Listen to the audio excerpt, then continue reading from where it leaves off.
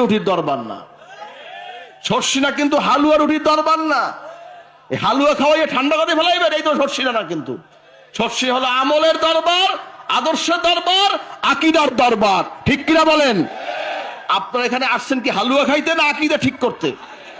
এখানে এসে আকীদা ঠিক করবেন, আমল ঠিক করবেন, এজন্যই সর্ষিনা আসা। আপনাকে রাজনীতি করতে আসেন নাই। রাজনীতিবিদ আসো, বসেন, নসিহত শোনেন, আমল ঠিক করেন।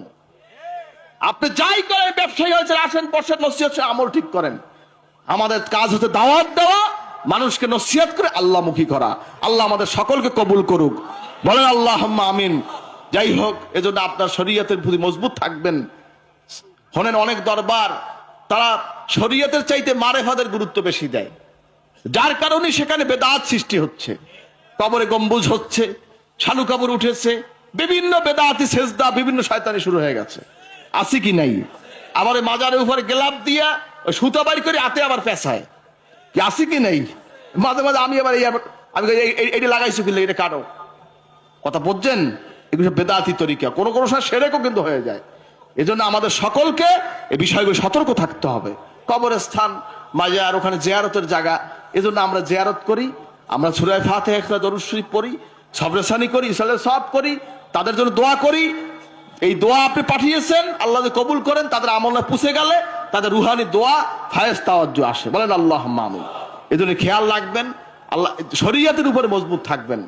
পর্দা শরীয়তের অংশ। পর্দা কি বলেন? পর্দা কি? অনেক পীর ভাইদের ব্যাপারে আমার অভিযোগ আছে আমার কাছে, কারণ সহশিক্ষায় চাকরি করার কারণে এই সারসিলা শরীফে হযরত পীর সাহেব রহমাতুল্লাহ আলাইহি, আমার আব্বাজান রহমাতুল্লাহ আলাইহি, সর্বপ্রথম বাংলাদেশে যিনি সহশিক্ষার বিরুদ্ধে ওয়াজ করেছেন, সারা জীবন যিনি সহশিক্ষার বিরুদ্ধে বলেন, তিনি আমার হযরত পীর সাহেব কিবলা। ঠিক কিনা বলেন? এখন আবার নতুন নতুন ওয়াইজ তারা এখন এই দিকে আবার ধাবিত হচ্ছে, কথা বোঝেন নাই? অনেকে আবার একটু মানুষের আকর্ষণ কেনার চেষ্টা করে। দেখ, ভালো, যদি ইখলাস দিয়ে বলে আলহামদুলিল্লাহ, আমি খুশি। যদি আপনার দুনিয়াদারি কোনো চিন্তা থাকে, সেটা তোমার জন্য বলা জায়েজ হবে না, বুঝতে হবে। যাই হোক, আল্লাহ আমাদের সকলকে সঠিক পথে চলা তৌফিক, আল্লাহুম্মা আমিন। এজন্য আমি সকলকে অনুরোধ করব, আপনার সন্তানদেরকে আদর্শ ভিত্তিক মাদ্রাসায় পড়াবেন। যেই মাদ্রাসা আদর্শ আছে, আকীদা আছে, আমল আছে, সেই মাদ্রাসায় পড়াবেন। রাজি তো ইনশাআল্লাহ? বিশেষ করে পীর ভাইদেরকে বলছি, আপনার ছেলেদেরকে দিনী মাদ্রাসায় পড়াইবেন। কোন মাদ্রাসা?